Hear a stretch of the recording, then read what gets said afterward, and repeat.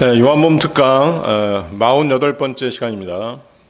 오늘은 요한복음 10장 39절에서 11장 4절까지 말씀드리도록 하겠습니다. 이 병은 사망을 위한 것이 아니라가 되겠습니다. 지난 시간에는 내가 나의 아버지 일들을 하지 않는다면 나를 믿지 말라 하는 제목으로 하나님의 말씀을 나누었습니다. 예수님께서 행하셨던 모든 사역들은 하나님이 아니시면 결코 행하실 수 없는 것들이었습니다. 그럼에도 불구하고 유대 종교 지도자들의 영적 눈멀음과 마음의 완고함은 주님을 거부했던 것입니다. 요한복음 12장 37절 40절인데요. 그러나 비록 그분께서 그들 앞에서 그렇게 많은 기적들을 행하셨음에도 여전히 그들은 그분을 믿지 아니하였더라. 이는 예언자 이사야가 말한 것이 성취되게 하려 함이니 그가 이르기를 주여 우리가 전한 것을 누가 믿었나이까 그리고 누구에게 주의 팔이 드러났나이까 하였더라. 그러므로 그들은 믿을 수 없었으니 이사야가 다시 이같이 말한 까닭이라. 그분께서 그들의 눈을 멀게 하셨으며 그들의 마음을 완악하게 하셨으니 그들이 그들의 눈으로 보지 못하게 하려 하며 그들의 마음으로 이해하지도 못하게 하려 함이며 회심하지도 못하게 하려 하며 내가 그들을 치유하지도 못하게 하려 함이라. 자, 여기서 이제 주의 팔이 나오죠. 주의 팔은 성경에서 주의 팔은 예수 그리스도십니다. 하나님의 능력과 구원이 예수 그리스도 안에서 분명히 나타났지만 대부분의 사람들은 그것을 받아들이지 않았던 것입니다. 오히려 그들 종교 지도자들은 예수님의 권위와 그분의 백성들의 그 주님에 대한 호의 그리고 인기 그리고 그들 자신의 위선이 폭로된 것에 대해서 오히려 위협을 느꼈던 것이죠. 어떤 위기의식을 느낀 것입니다. 요한복음 11장 47절 48절인데요. 그때 수석 제사장들과 바리새파 사람들이 공회를 모아 이같이 말하였더라. 우리가 무엇을 하랴? 이는 이 사람이 많은 기적들을 행하기 때문이라. 만일 우리가 그를 이대로 가만히 두면 모든 사람들이 그를 믿을 것이라. 그리고 로마인들이 와서 우리의 처소와 민족을 모두 빼앗아 가리라. 예수님이 오셔서 그들 종교 지도자들의 교만과 타락한 마음과 이선을 폭로하셨습니다. 이로 말미암아 그들의 종교적 권위는 점점 더 약화될 수밖에 없었던 것이죠. 그러나 그들은 결코 회개하지 않았습니다. 더욱더 완악해진 그들은 오히려 예수님을 죽이려고 음모를 꾸몄던 것입니다. 자, 요한복음 10장 39절 40절로 가겠습니다. 요한복음 10장 39절 40절. 그러므로 그들이 다시 그분을 잡으려고 시도하였으나 그분께서는 그들의 손에서 벗어나셨고 처음에 요한이 침례를 주던 곳인 요르단 너머로 다시 떠나가셨더라. 그런즉 그분께서 거기에 거하셨더라. 자, 유대인들은 예수님을 붙잡아 산헤드린 공회로 데리고 가려고 했습니다. 그러나 그들의 이 악한 계획은 그들 뜻대로 이루어지지 않았습니다. 머지않아 주님은 그들의 손에 자신을 넘겨주실 것입니다. 하지만 그들이 임의로 주님을 붙잡아서 하나님이 정하신 때와 기한을 앞당길 수는 없는 것입니다. 예루살렘을 떠나서 요르단 건너편으로 주님이 가셨다라고 하는 것은 사실상 주 예수님의 공적인 사역이 이미 끝났음을 의미하는 것입니다. 예수님께서 얼마 동안 거기에 머물러 계셨는지는 정확히 알 수 없습니다. 그러나 얼마 후에 맞게 되실 사탄의 세력과의 최후의 싸움에 대비하기 위해 필요한 시간을 가지신 것으로 그렇게 생각해 볼 수 있습니다. 특히 이곳은 전에 침례인 요한이 회개의 침례를 베풀었던 곳이었습니다. 예수님도 그 침례인 요한에게 찾아가서 침례를 받으셨죠? 인류 역사상 가장 중요한 결단을 앞두고 기도하시고 또 마음의 준비를 하실 장소를 찾아가셨다라고 그렇게 여겨집니다.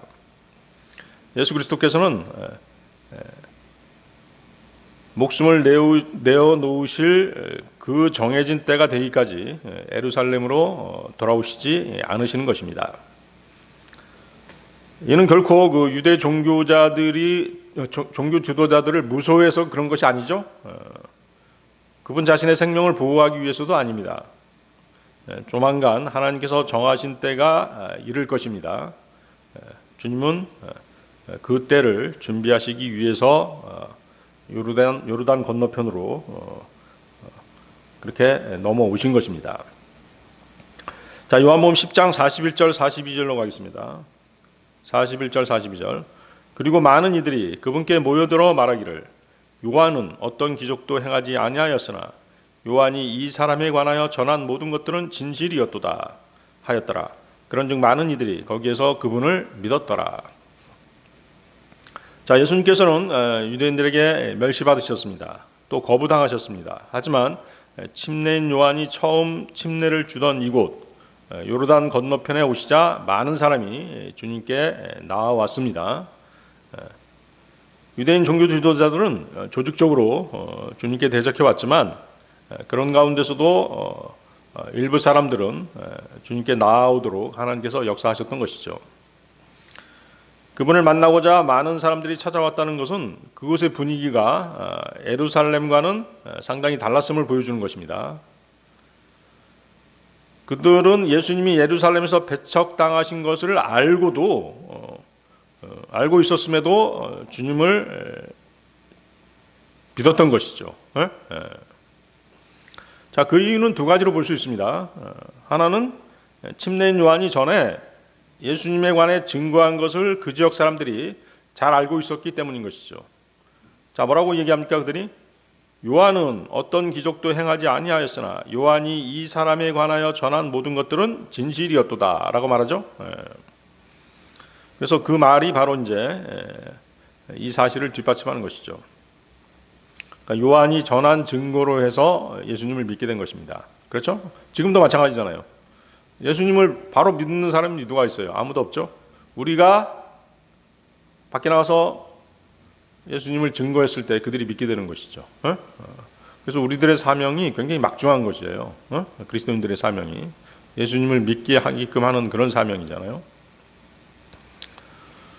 또 하나는 뭐냐면 이 지역 요르단 건너편 요 지역이 다른 유대 지역의 사람들보다는 유대 종교 지도자들의 영향력이 덜 미치는 그런 지역이었기 때문인 것이죠. 그렇죠? 예루살렘은 직접적으로 그 유대 종교 지도자들이 강한 영향력을 행사하는 곳이었잖아요. 그렇지만 이제 이렇게 변두리로 오게 되자 그들의 영향력이 그렇게 강하게 미치지 못했던 것입니다. 따라서 언제든지 예수님께서 가시는 곳, 예수님의 이름이 전파되는 곳에는 항상 두 부류의 사람들이 있는 것이에요. 예수님을 만나고자 열심인 사람들, 그리고 예수님을 대적하고 제거하고자 하는 그런 부류의 사람들이 있는 것입니다. 자, 요르단 건너편으로 오신 주님께서는 아무런 기적도 추가로 행하지 않으셨습니다. 하지만 많은 이들이 거기에서 그분을 믿었더라고 성경은 말씀하십니다. 얼마나 많은 사람들이었는지는 기록되어 있지 않습니다. 예루살렘의 유대 종교 지도자들은 예수님을 신성모독하는 불경한 자라고 하면서 제거하고자 했습니다. 그러나 이곳에서 예수님을 만난 사람들은 예수님을 믿었던 것이죠. 이렇듯 믿음의 역사라고 하는 것은 우리가 예기치 않는 장소에서 또 예기치 않는 때에 하나님의 역사하심으로 이루어진다는 것을 알 수 있는 것입니다. 그렇죠? 우리가 이제 복음을 전하다 보면 그런 일이 너무 많죠. 전혀 예수님을 받아들일 것 같지 않았던 사람들이 받아들이고 하잖아요. 그리고 스스로 와가지고 복음을 듣고 싶어하는 사람도 있고, 그렇죠? 물론 반대하는 사람들이 많죠. 바로 면전에서 전도지 찢어버리고 공중에다 이렇게 흩뿌리고 가는 사람도 있고.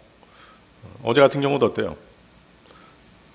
전도지 받자마자 뒤로 던져버리고 그렇게 가는 사람도 있었잖아요. 차라리 안 받겠다라고 하면 되는데 왜 받는지 모르겠어요. 받고 던져버리더라고.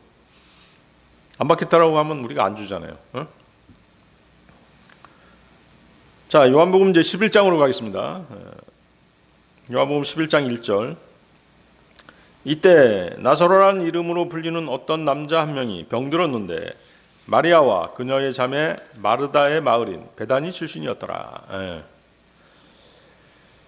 자, 요한복음 전체를 통해 보면 그 사탄의 권세는 하나님의 영광을 드러내는 것을 전혀 방해할 수 없었습니다. 하나님께서는 독생자 예수 그리스도를 통해서 그분의 영광을 온전히 드러내셨습니다.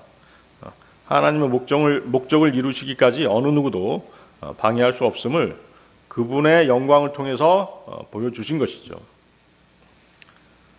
예수님에 대한 유대인들의 박해는 지금까지 주님께서 말씀하시거나 보여주신 각기 다른 세 가지 증거에 대해서 거부하고 대적하는 그런 형태로 나타났었습니다. 첫 번째는 주님께서 인자로 오셨음을 증거하셨던 5장에서 안식일의 병자를 고쳐주셨다는 이유로 주님을 박해하고 죽이려고 했습니다.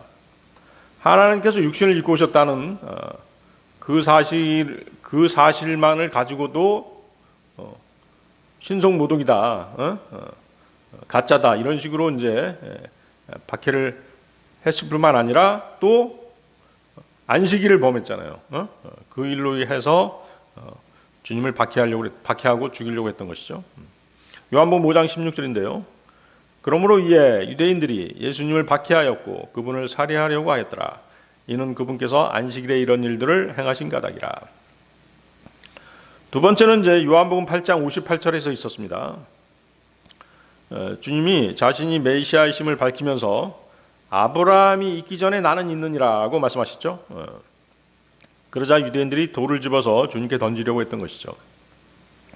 세 번째는 주님께서 요한복음 10장 30절에서 그분의 신성을 선언하시면서 나와 나의 아버지는 하나니라고 하셨을 때죠. 이것을 유대인들은 하나님에 대한 모독으로 간주하고 돌을 들어서 치려고 했던 것입니다. 이처럼 예수 그리스도께서 하나님으로서의 영광을 나타내 보일 때마다 유대인들은 그분을 공격해 왔던 것입니다. 그렇죠? 우리도 마찬가지잖아요. 우리가 가만히 있으면 누가 박해하는 사람 없어요. 우리가 진리를 증거하고 복음을 증거할 때마다 박해를 받는 것이잖아요. 이렇게 그 세 가지 양상으로 나타난 유대인들의 박해는 11장과 12장에서도 계속되는 것입니다. 주님께서는 유대인들의 박해가 계속될 때마다 오히려 그분의 영광을 나타내시는 것으로 대응하셨던 것이죠. 그래서 우리가 복음을 전할 때도 그 열정이 꺾이면 안 되는 것이에요. 더욱더 주님의 영광을 나타내기 위해서 힘써야 되는 것이죠. 그래서 지금까지 나타났던 주님에 대한 거부는 모두 하나님의 영광으로 응답되었던 것이죠. 우리가 세상 사람들에게 거부당할 때 오히려 하나님께서는 영광을 받으신다고 되어 있잖아요. 마찬가지인 것입니다. 자, 요한복음 8장에서도 그리스도께서는 아브라함이 있기 전에 나는 있느니라고 선포하셨기 때문에 사람들의 배척을 받으셨습니다. 이때 예수님은 그분의 초림 때의 메시아적인 특성 때문에 이제 멸시를 받으신 것이죠. 이제 요한복음 11장에서는 주님이 죽은 나사로를 살리시는 기적을 행하십니다. 이것은 주님의 그 하나님으로서의 영광이 나사로를 살리신 일 안에서 명백하게 드러나게 하시려는 것입니다. 한편 요한복음 12장에서는 주님께서 이스라엘의 왕으로서 나귀를 타시고 예루살렘에 입성하시는 그런 일이 있게 됩니다. 이것은 재림하시는 메시아로서의 영광을 나타내 보이신 것이죠. 또 요한복음 12장 20절 21절에서는 헬라인들이 명절에 주님께 명절에 경배하러 예루살렘 왔다가 그 빌립을 통해서 주님을 뵙고자 하는 그런 장면이 나타납니다. 그 얘기를 들으신 주님께서는 뭐라고 말씀하시냐면 인자가 영광받아야 하는 그 시각이 왔도다 이렇게 말씀하시죠. 이것은 육신을 입고 인자 즉 사람의 아들로 오신 그리스도께서 받으시는 영광이었던 것입니다. 그 인자로서의 영광은 그분의 죽으심으로써 얻게 되는 영광이었던 것이죠. 그렇죠? 그분의 죽으심으로써 얻게 되는 영광인 이유가 뭐예요? 주님께서 그렇게 말씀하셨잖아요. 요한복음 12장 24절 한번 보세요. 요한복음 한 장 넘겨서 요한복음 12장 24절. 진실로 진실로 내가 너희에게 말하노니 한 알의 밀이 토양 속에 떨어져 죽지 아니하면 그것은 홀로 거하느니라. 그러나 만일 그것이 죽는다면 그것은 많은 열매를 내느니라. 그렇죠? 주님이 죽으심으로써 인류가 구원받을 수 있는 그 토대가 마련되는 것이잖아요. 그렇게 이제 주님은 그분의 죽으심으로써 영광을 받으시는 것이죠.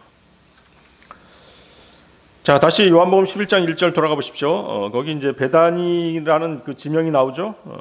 베다니는 예루살렘에서 동쪽으로 약 2마일쯤 떨어져 있는 작은 마을입니다. 올리브산 자락에 자리 잡고 있습니다. 베다니의 이름 뜻은 푸른 무화과의 집 또는 고통의 집이라는 뜻을 지니고 있습니다. 베다니는 유대교의 본거지인 예루살렘에 가까웠기 때문에 예수 그리스도께서 이 마을에서 행하신 일들은 곧바로 온 유대에 널리 퍼져나갈 수 있는 그런 곳이었습니다. 자, 여기 이제 그 나사로가 등장하죠. 근데 이제 그 또 다른 나사로도 있죠. 우리 성경 읽다 보면 또 다른 나사로. 여러분들 어디서 보셨죠? 누가복음 16장에 보면 나사로라는 이름을 가진 사람이 또 있습니다. 그런데 그 나사로는 여기 요한복음 11장의 나사로와는 어때요? 동명이인이죠. 이름만 같을 뿐입니다. 누가복음 16장의 나사로는 어떤 사람이었어요? 거지 나사로였죠. 온 몸이 부스럼과 상처가 나서 살갗이 헌 채로 부자의 눈앞에 누워서 구걸했던 거지였습니다. 그의 처지가 얼마나 비참했는지 심지어 개들이 와서 그의 헌대를 핥았던 것입니다. 그러나 이 거지 나사로가 죽자 천사들이 그를 아브라함의 품으로 옮겼습니다. 반면에 요한복음 11장의 나사로는 누이들로부터 보살핌을 받는 그나마 행복한 처지에 놓여 있었던 것이죠. 나사로가 병들어 죽었지만 주님께서는 무덤에서 그를 살려내십니다. 그래서 나사로는 죽었다가 부활하게 된 놀라운 하나님의 은혜를 경험하는 그런 사람이었던 것이죠. 주님은 지금까지 많은 기적을 행하셨습니다. 그리고 이곳 베다니에서 주님은 죽은 나사로를 살리시는 그런 기적을 행하시게 됩니다. 죽어서 나흘 동안이나 무덤에 누워있던 나사로에게 생명을 되찾아 주신 것입니다. 이것은 모든 기적의 절정을 이루는 그런 기적이었습니다. 그리스도께서는 전에도 그 죽은 자를 살리셨죠? 어떤 일들이 있었습니까? 마가복음을 보면은 주님께서 회당장 야이로의 딸을 살리신 일을 기록하고 있습니다. 그 일은 이제 그 야이로의 딸이 죽은 직후에 이제 바로 행해진 것이었죠. 누가복음에는 나인성의 과부의 아들이 살아난 기적을 기록하고 있습니다. 그때 그 아들은 장사되지 않은 상태에 있었습니다. 그러나 여기 그 나사로의 경우는 우리가 이제 뒤에 읽어보면 알겠지만 그가 죽어서 무덤에 놓여 있을 뿐만 아니라 이미 그 시체가 부패되어 가고 있는 그런 상태였어요.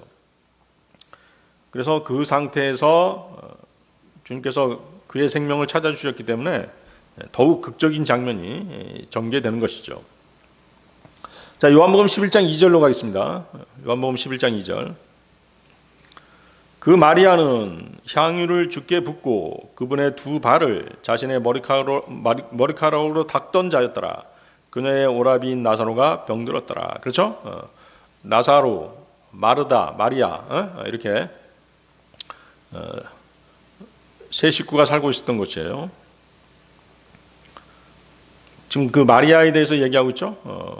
마리아는 이제 그 여동생인지 그 작은 누나인지는 뭐 알 수 없습니다만은 여기 보면 이제 그 마리아가 향유를 주께 부은 그런 여자입니다. 자, 예수님의 발에 향유를 붓는 장면도 두 번 있죠. 주님의 사역 기간에 두 번 있게 됩니다. 누가복음 7장 36절 38절에서는 한 여인이 향유가 든 옥합을 가지고 가서 울면서 눈물로 주님의 발을 씻고 자기 머리카락으로 닦아내며 또 주님의 발에 입을 맞추고 향유를 붓는 장면이 나옵니다.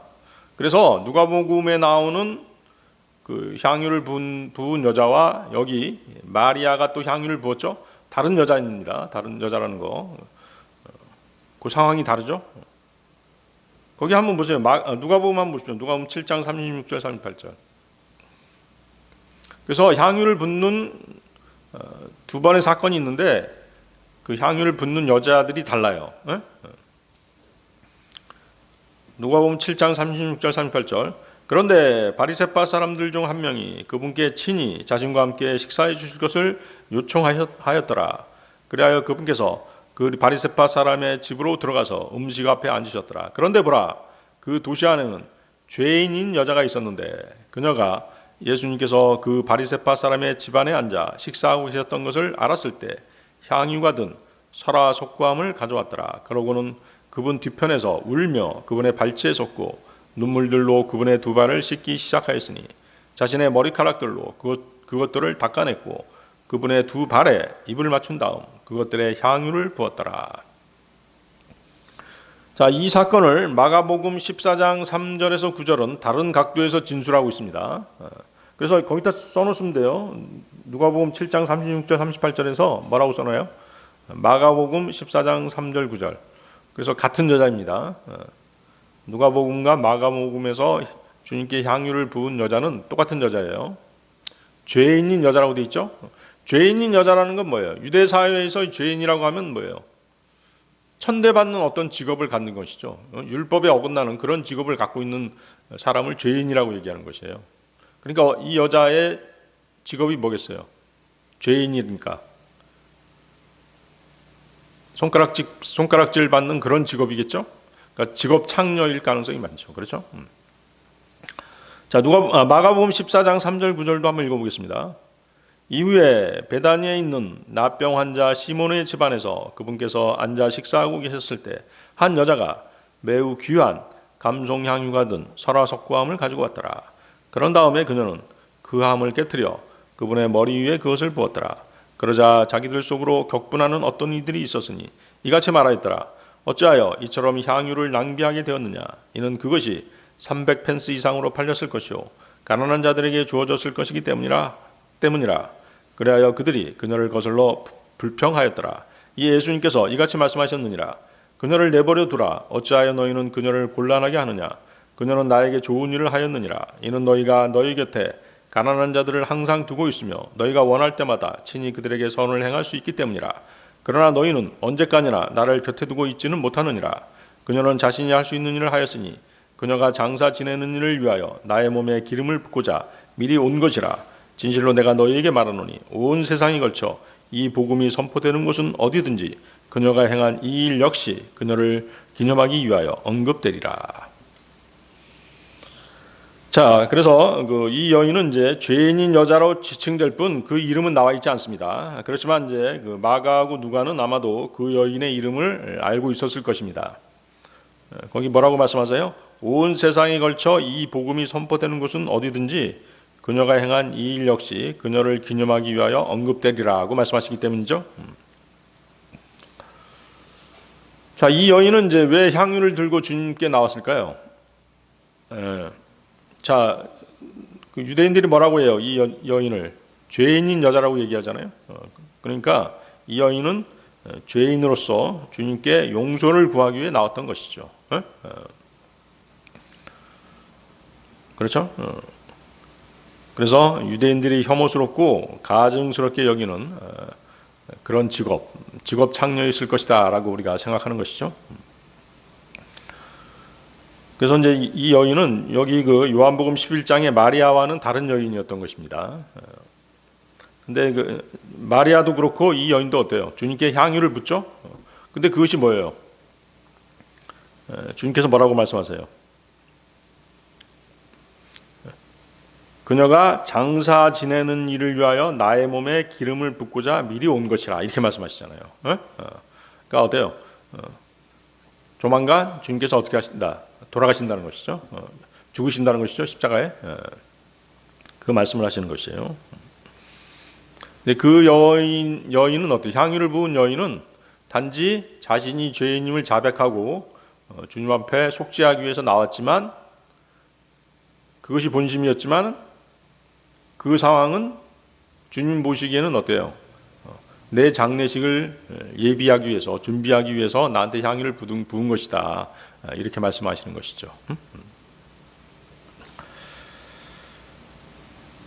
그래서 이제 그 마리아가 향유를 붓는 장면은 그 12장 3절에 나옵니다. 12장 3절. 거기 12장 3절로 요한복음 12장 3절로 한번 돌아가 보세요. 요한복음 12장 3절. 그래서 그 장면을 여러분들이 구별을 하셔야 되는 것이에요. 마리아가 향유를 붓는 그 상황하고 그 죄인인 여자가 향유를 붓는 그 장면을 구별해서 여러분들이 알아두셔야 되는 것입니다. 똑같은 상황으로 이렇게 생각하는 사람들도 있어요. 12장 3절은 이제 마리아가 향유를 붓는 장면이죠. 그때 마리아가 아주 값진 감송 향유 1파운드를 가지고 와서 예수님의 두 발에 부었으며 자신의 머리카락으로 그분의 두 발을 닦았더라. 그러자 그 집이 향유 내음으로 가득하였더라. 예. 따라서 요한복음 11장 2절의 상황이 지금 향유를 부은 요한복음 12장 3절보다 시간적으로 나중에 일어난 사건이에요. 아시겠어요? 그 시간적인 차이도 그렇게 구별해서 알아두시기 바랍니다. 자, 요한복음 11장 3절로 가겠습니다. 요한복음 11장 3절. 그러므로 그의 자매들이 그분께 사람을 보내며 말씀드리기를 주여 보소서 당신께서 사랑하시는 자가 병들었나이다 하였더라. 예. 상당히 차분하죠. 어떤 의미에서 상당히 차분합니다. 왜냐하면 나사로가 죽게 됐는데 굉장히 차분한 어조로 주님께 병들었음을 알리고 있잖아요. 막 호들갑을 떨면서 막 다급하게 막 이렇게 주님께 뭔가를 요청하는 게 아니잖아요. 그래서 이 구절은 마르다와 마리아가 그리스도께서 사랑하는 자를 병들도록 내버려 두셨다라고 이렇게 불평하는 그런 장면이 아니에요. 단지 그들은 절대적으로 신뢰하고 있는 그분께 마음으로 이렇게 호소하고 있는 그런 장면인 것입니다.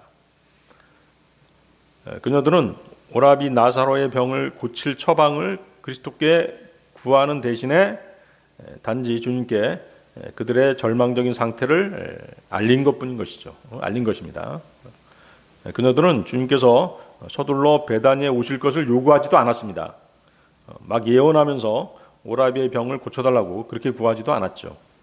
대신 그녀들은 모든 상황을 주님께 아뢰고 주님의 결정에 맡기고 있는 것을 볼 수 있는 것입니다. 사실 이것이 더 깊은 믿음인 것이죠. 나사로의 누이들이 주님께 사람을 보내서 주여 보소서 당신께서 사랑하시는 자가 병들었나이다 라고 말씀드린 그 말에서 그녀들은 예수 그리스도를 주여라고 부르고 있죠. 그렇죠? 이 주라고 하는 호칭은 믿지 않는 자들이 예수 그리스도를 부를 때 쓰는 호칭이 아니잖아요. 자, 주라고 하는 호칭은 어때요? 여러분들이 구원받은 후에 쓰는 호칭이잖아요. 그렇죠? 이것은 예수 그리스도의 하나님 되심을 인정하는 그런 호칭이에요. 당신은 하나님이십니다. 그럴 때 쓰는 호칭이 바로 주죠. 로드라는 뜻이잖아요. 그래서 하나님의 권위 앞에 자신을 낮추면서 사용하는 호칭이 바로 주라는 것이죠. 그래서 고린도전서 12장 3절에서 뭐라고 말씀하세요? 하나님의 영에 의하여 말하는 사람은 아무도 예수님을 저주받은 자라고 부르지 아니하느니라. 그렇죠? 그런즉 성령님에 의한 것이 아니고서는 아무도 예수님을 주라고 말할 수 없느니라. 그렇죠? 우리가 구원받고 나서 성령님께서 우리 안에 계시기 때문에 우리는 예수님을 뭐라고요? 주라고 부를 수 있는 것이잖아요. 주 예수님, 주 하나님, 주 성령님, 우리의 주인 되신 분이시죠. 쉽게 얘기해서 그렇습니다.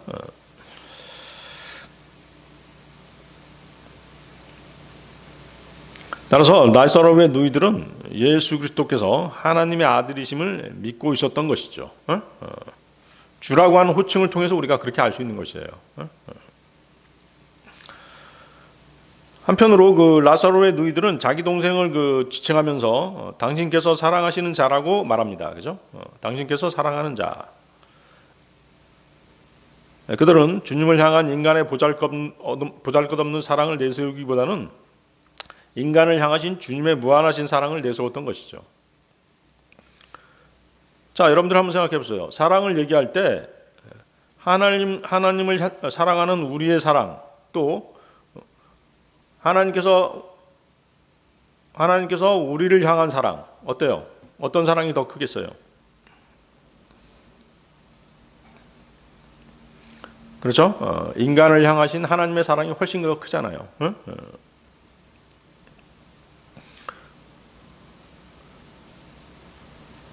하나님을 향한 우리의 사랑은 우리를 향하신 하나님의 사랑에 비하면 사실 보잘것이 없죠. 나사로의 누이들은 이제 그것을 알고 있었던 것입니다. 그녀들은 자신들의 동생을 지칭하면서 사랑하는 우리 동생이라든가 사랑하는 우리 나사로 이렇게 얘기하지 않았어요. 그들은 당신께서 사랑하시는 자 이렇게 얘기하잖아요. 그래서 사랑하시는 자라는 표현은 우연히 또는 즉흥적으로 주님께 잘 보이기 위해서 나온 말이 아니었던 것이죠. 언젠가 주님께서 나사로를 사랑하노라는 그런 말씀을 들었던 것이죠. 아니면 주님이 나사로를 사랑하고 계심을 그녀들이 느낄 수 있을 정도로 행동으로 보여주셨기 때문에 이런 표현을 쓴 것이에요. 그래서 나사로의 누이들은 주님께서 나사로를 사랑하고 계시다는 것을 잘 알고 있었던 것입니다. 실제로 주님께서는 어때요? 지상에 와 계시는 동안 이처럼 사람들을 사랑하셨죠. 항상 사랑으로 대하셨습니다. 주님은 세상 죄인들을 대할 때 항상 그들을 사랑하시는 마음으로 대하셨던 것이죠.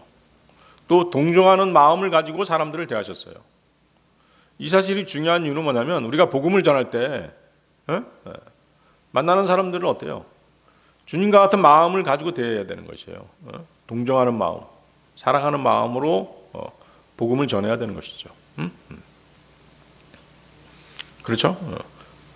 마치 인원수를 이렇게 구원받은 인원수를 세기 위해서 복음을 전한다든가 그래서는 안 되는 것이잖아요. 형식적으로 복음을 전하게 되는 것이죠. 그렇게 되면 동정하는 마음, 이 사람이 복음을 전해 듣지 못하고 이렇게 살다가는 어떻게 될 것인가? 그 결과는 뻔한 것이잖아요. 동정하는 마음, 사랑하는 마음으로 다가가야 되는 것이죠. 주님께서는 주님을 쫓지 않고 떠나버린 부자인 젊은 관원을 만났을 때도 사랑을 가지고 그를 대하셨습니다. 그렇죠? 마가복음 10장 21절에 나오는데요. 그때 예수님께서 그를 보시고 그를 사랑하시며 그에게 말씀하시기를, 그렇죠? 그를 사랑하시며 그에게 말씀하시기를, 너에게 한 가지 부족한 것이 있노라. 너의 길을 가서 내가 가진 것은 무엇이든지 팔고 가난한 자들에게 주라. 그리하면 너는 하늘에서 보물을 소유하리라. 그런 다음에 와서 십자가를 지고 나를 따르라 하셨느니라. 젊은 부자 관원이 이제 예수님께 찾아왔는데 예수님께서 이렇게 말씀하신 것이죠. 근데 결국 이제 그 젊은 부자 관원은 주님의 말씀대로 자신의 재산을 가난한 자들에게 나눠주기 싫었기 때문에 예수님을 쫓지 않고 떠나가 버리죠. 그렇더라도 주님께서는 이제 그 사실을 아셨을 것이에요. 그렇더라도 그 젊은 관원을 만났을 때 주님께서는 그를 사랑으로 대하셨던 것이죠. 그것이 하나님의 본성인 것입니다. 자, 그 다음에 또 한 가지 우리가 주목해야 될 점이 뭐냐면 나사로의 누이들이 당신께서 사랑하시는 자가 병들었나이다 라는 그 표현에 들어있는 병에 관한 관점이죠. 병에 관한 관점. 흔히 사람이 병드는 것은 하나님의 징계이거나 하나님의 어떤 진노, 불쾌하심을 나타내는 것이라고 잘못 생각하는 사람들이 있는 것입니다. 우리 그 교회 안에도 그런 사람들 있잖아요. 교회 안에서 형제 자매들에게 안 좋은 일이 생기면 무조건 하나님께 징계받은 것이다, 이렇게 정죄하는 사람들이 있어요. 그것은 잘못된 것입니다. 그러한 판단은 지극히 구약적인 사고방식인 것이죠. 구약에서는 어때요? 그 사람이 잘되고 부유하고 건강하면 그것은 뭐의 결과예요? 의로운 생활의 결과인 것이죠. 하나님을 잘 믿고 율법을 잘 지킨 그 결과였다라고 사람들은 판단할 수 있었던 것이죠. 반면에 가난하고 병들고 악한 일들이 계속 생기면 그것은 신앙생활, 하나님에 대한 믿음, 하나님에 대한 하나님을 잘못 섬기고 있었기 때문이다. 그 결과로 그렇게 된 것이다. 그렇게 판단하는 것이 바로 뭐예요? 구약적인 사고방식이었던 것이죠. 그러나 신약적인 관점은 뭐예요? 어떤 행위가 들어가지 않잖아요. 우리가 구원받은 것도 믿음으로만 구원받은 것이죠. 마찬가지로 신학적인 관점은 모든 것을 믿음으로 행하는 것이에요. 따라서 작금의 교회 시대에 어떤 사람이 건강하다고 해서 하나님의 사랑이 그 사람에게 특별히 더 많이 부어졌다든가, 어떤 사람이 병들었다고 해서 그 사람을 향한 하나님의 사랑이 식었다라고 생각하는 것은 성경적인 관점이 아니라는 것이죠. 피조물인 인간의 입장에서 하나님의 사랑을 다 헤아릴 수는 없는 것입니다. 그래서 이제 신약 그리스도인들이 자기한테 나쁜 일이 생기면 어때요? 자기 자신을 돌아보잖아요. 혹시 나한테 뭔가 하나님을 섬김에 있어서 내가 죄를 자백하지 않는 것들이 있었던가, 내가 끊지 못하는 죄가 있었던가, 이렇게 자기를 돌아볼 수는 있어요. 그렇지만 제3자 입장에서, 형제 자매된 입장에서 그 형제 자매를 판단할 수는 없다는 것이죠. 자, 여러분들 그 전도서 9장 1절 한번 보세요. 전도서 9장 1절. 그래서 우리가 교제할 때 조심해야 되는 것이에요. 잘못된 교제를 하는 수가 있어요. 막 계속 판단하는 형제가 있어요. 예전에 그런 형제 있었잖아요. 막 판단한단 말이죠. 무슨 일만 생기면 징계, 하나님의 징계받은 거야, 이런 식으로 막 판단해 버리니까 그런 얘기 들으면 어때요? 형제 자매들이 고통스러운 것이죠. 문제가 생기는 것이에요. 자, 전도서 9장 1절 찾으셨나요? 이 모든 것으로 인해 내가 나의 마음속으로 숙고하여 실로 이 모든 것을 분명히 밝혔나니 곧 의로운 자들과 지혜로운 자들과 그들의 행위들이 하나님의 손안에 있다는 것이라. 그들 앞에 있는 모든 것으로 인하여 아무도 사랑이나 증오를 모르느니라. 거기죠? 아무도 사랑이나 증오를 모르느니라. 그들 앞에 있는 모든 것으로 인하여 아무도 사랑이나 증오를 모르느니라고 말씀하시잖아요.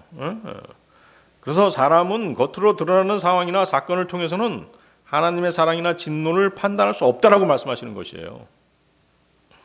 다시 말해서 뭐냐면, 의로운 사람과 악한 사람 모두 좋은 일과 나쁜 일들, 성공, 고통, 번영 또는 재앙을 경험할 수 있는 것이죠. 세상을 보세요. 악한 사람들이 잘 되는 경우가 얼마나 많아요. 그래서 삶에서 일어나는 일들은 그 사람이 하나님의 축복을 받고 있는지 아니면 하나님의 징계를 받고 있는지, 그런 것들을 명확하게 나타내고 있지 않다는 것입니다. 알 수 없다는 것이죠. 우리는 이 세상에 일어난 일로 인해서 하나님의 사랑이나 분노를 판단할 수 없는 것입니다. 다시 보세요. 그들 앞에 있는 모든 것으로 인하여 아무도 사랑이나 증오를 모르느니라고 말씀하시죠. 모든 것은 하나님의 주권적인 손안에 놓여 있는 것은 사실이에요. 오직 그분만이 모든 것을 아십니다. 자, 이제 우리 그리스도인 입장으로 한번 가져와 보세요. 그리스도인은 자신에게 좋은 일들이 생겼을 때, 혹은 자신의 소망이 이루어졌을 때, 또 기도 응답을 받았을 때 하나님께 감사할 수 있죠. 왜? 우리는 하나님을 믿고 있기 때문에.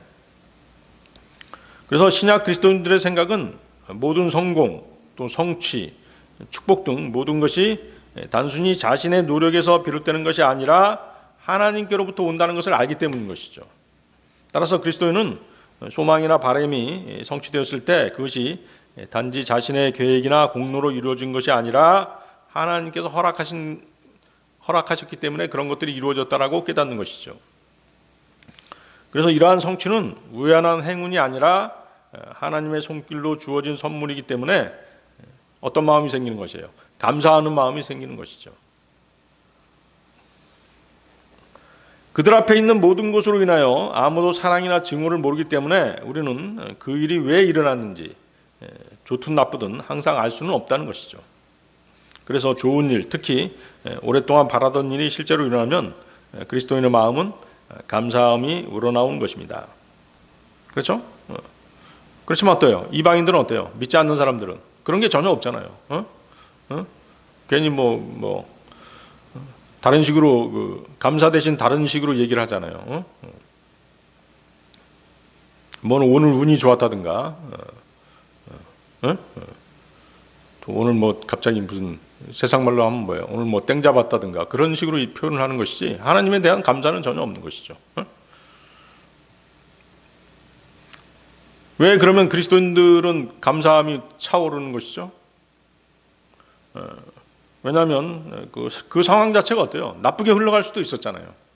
나쁘게 흘러갈 수도 있었지만 그 일이 자신에게 좋게 진행되었다라고 하는 것은 하나님께서 자비와 은혜를 베푸셨다. 우리는 그렇게 판단하기 때문인 것이죠. 어떤 자격이 있어서 나에게 그런 좋은 일이 생겼다. 그런 건 아니잖아요. 신약 그리스도인들은 하나님께서 우리의 삶을 주관하고 계신다는 그런 확신 가운데 살아가는 사람들이잖아요. 그렇죠?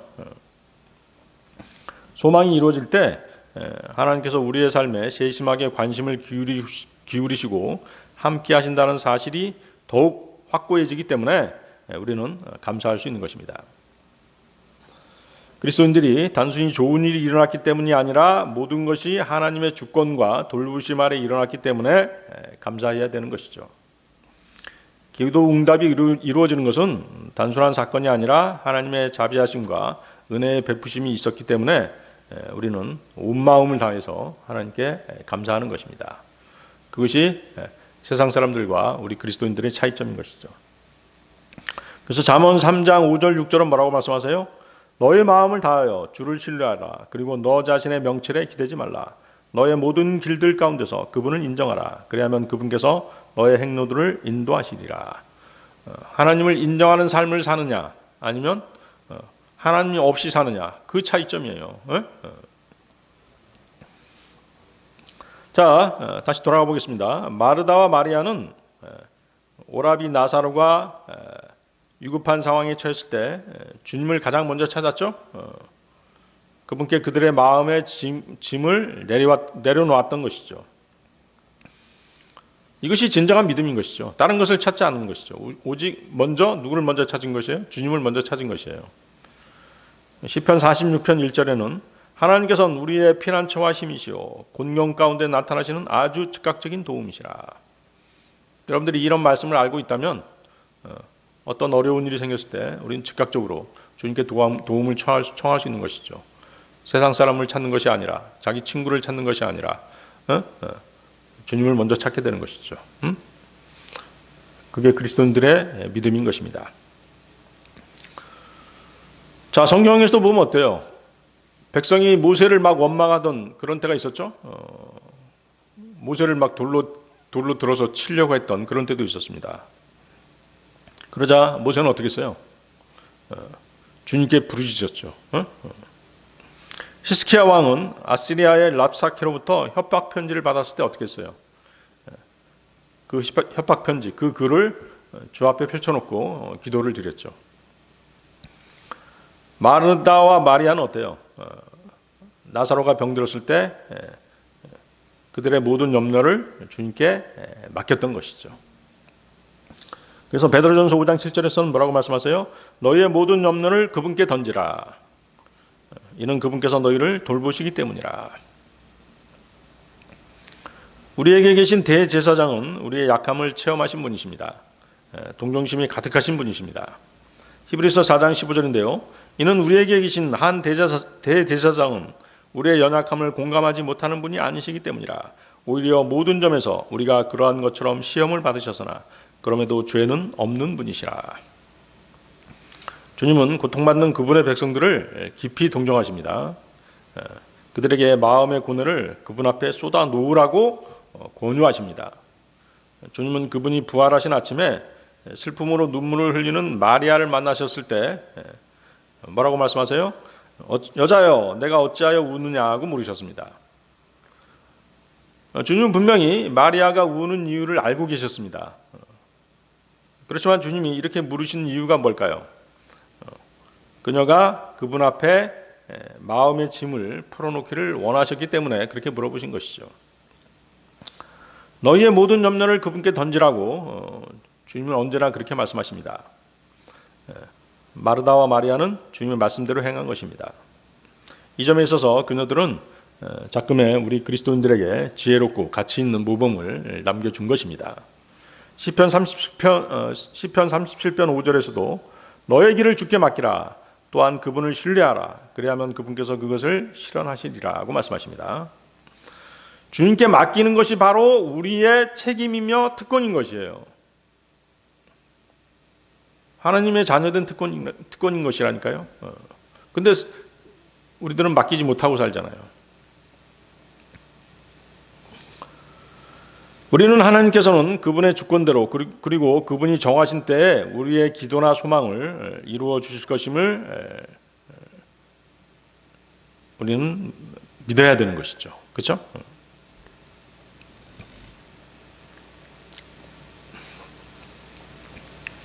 주님은 마르다와 마리아가 기도했던 때와 방법은 아니었을지라도 그것을 이루어 주십니다. 우리가 뒤에 배우게 되겠지만 그렇죠? 나사로를 살려주시잖아요. 그렇죠? 그러니까 우리가 예기치 않는 그러한 방법 또 예기치 않는 그러한 때에 주님께서는 우리의 마음의 소원을 이루어 주시는 것이에요.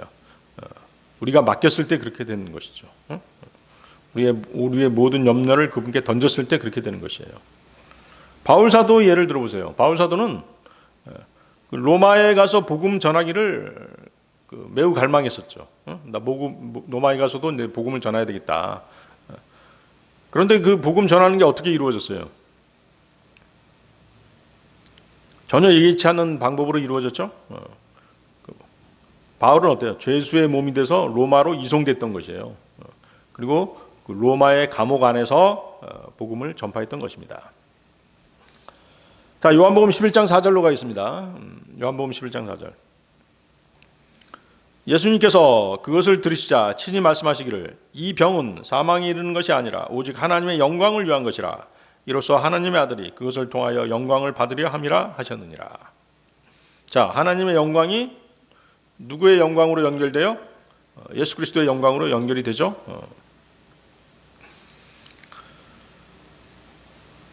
자, 라사로의 누이들이 주님을 부르러 보낸 뒤 주님께서 그들에게로 가시기도 전에 나사로는 죽었습니다. 주님께서는 거기에 가시지 않고도 나사로가 죽었다는 것을 아셨습니다. 거기 이제 요한복음 11장 14, 15절 보시면 알 수 있죠. 요한복음 11장 14, 15절 보십시오. 나사로가 죽었느니라. 그리고 내가 너희를 위하여 거기에 있지 아니한 것으로 나는 기뻐하니 너희로 하여금 믿게 하려는 의도니라. 그럼에도 불구하고 우리가 그에게로 가자. 주님께서 지시하신 이유가 아주 분명하죠. 너희로 하여금 믿게 하려는 의도니라. 그리고 한편 주님께서는 이 병은 사망에 이르는 것이 아니니라고 말씀하시죠. 그렇지만 나사로는 결국 죽었습니다. 그러므로 주님께서 이 병은 사망에 이르는 것이 아니라고 하신 것은 나사로가 죽긴 죽었으되 다시 살아날 것을 내다보시고 하신 말씀인 것입니다. 예수 그리스도께서는 나사로가 병들었다라고 하는 그 소식을 들으셨습니다. 그가 죽게 될 것을 처음부터 아셨던 것이죠. 주님은 그가 죽은 뒤 그를 다시 살려내실 것을 이미 작정하고 계셨던 것입니다. 죽은 나사로를 살려내심으로써 주님께서는 하나님의 영광을 또 한 번 드러내시고자 하신 것입니다. 주님은 요한복음 9장 3절에서 날 때부터 소경이었던 자의 눈을 뜨게 하면서 비슷한 말씀을 하신 적이 있으십니다.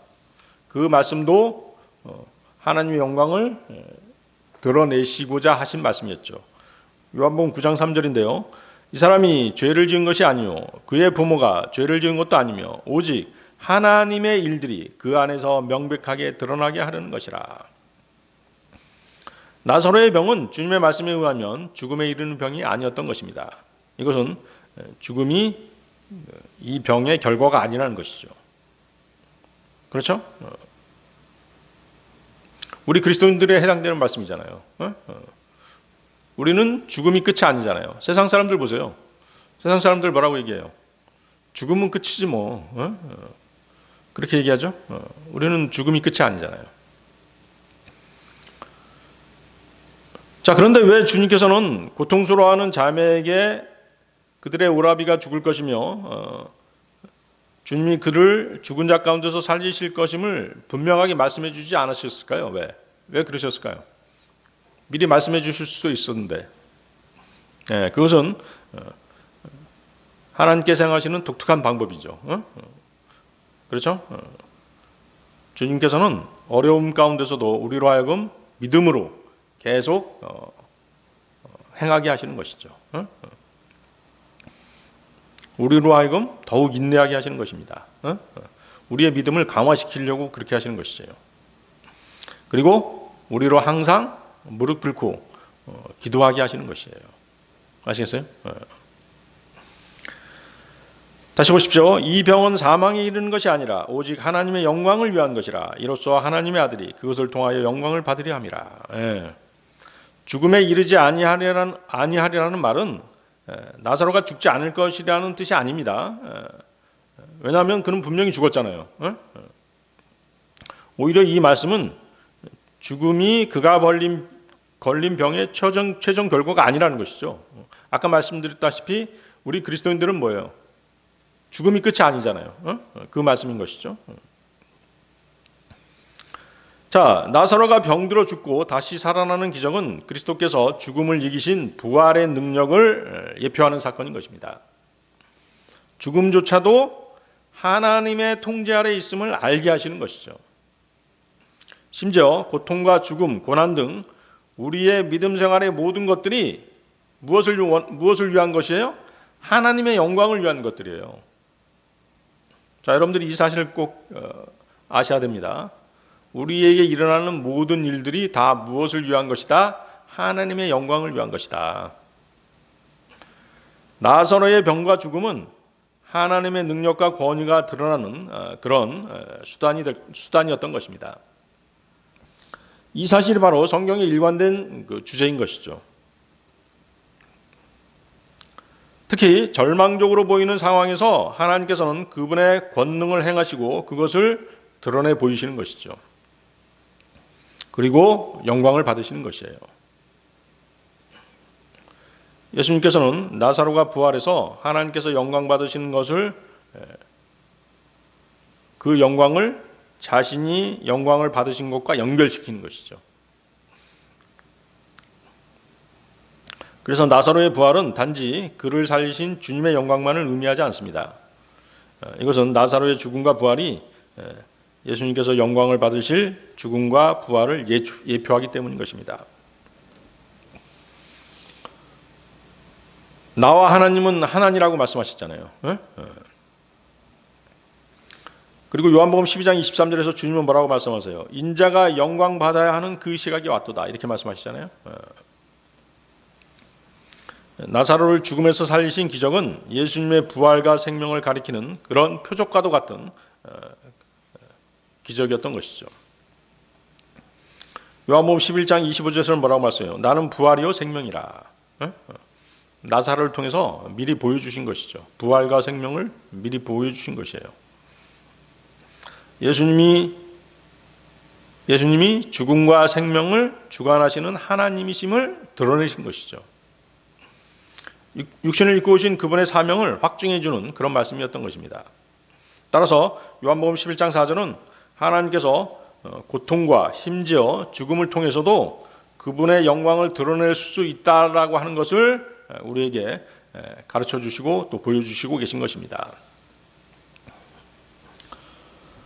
자, 성경에서 말씀하시는 죽음이라고 하는 것은 어때요? 여러분들은 그 죽음에 대해서 항상 생각해 보고 계시잖아요. 응? 세상 사람들하고 죽음에 대한 관점이 다르잖아요. 사람이 죽으면 그 혼을 주님께서 취해 가시는 것이죠. 그렇죠? 이게 성경적인 관점입니다. 우리가 알고 있는 성경적인 관점이죠. 그 혼을 취해 가셔서 어떻게 하셔요? 구원받은 사람은 셋째 하늘로, 구원받지 않은 사람은 지옥으로 돌려지는 것이죠. 그렇죠? 세상 사람들은 이 사실을 모르잖아요.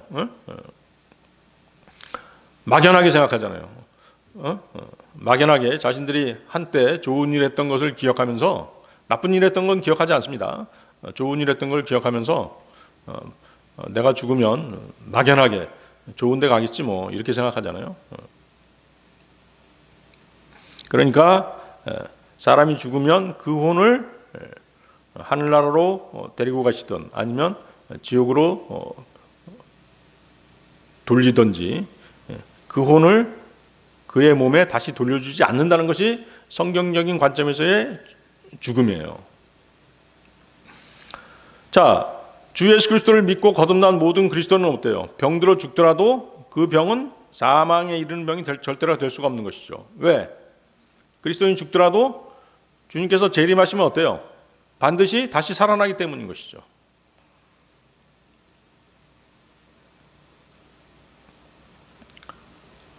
그리고 그리스도인들이 휴거될 때 다시 살아나는 것은 뭐예요? 나사로가 살아나는 경우가 다르죠? 어떻게 달라요? 나사로는 그 몸에 혼이 다시 돌아온 경우지만 우리 그리스도인들이 다시 살아날 때는 어때요? 그 혼이 주님과 같은 새 몸을 입게 되는 것이죠. 그 차이점이죠. 이해하시겠어요? 그래서 죽음에 대한 관점 여러분들이 새롭게 모르고 계셨던 그런 내용들이 있다면 새롭게 정립하시기 바라겠습니다. 오늘 여기까지 하겠습니다.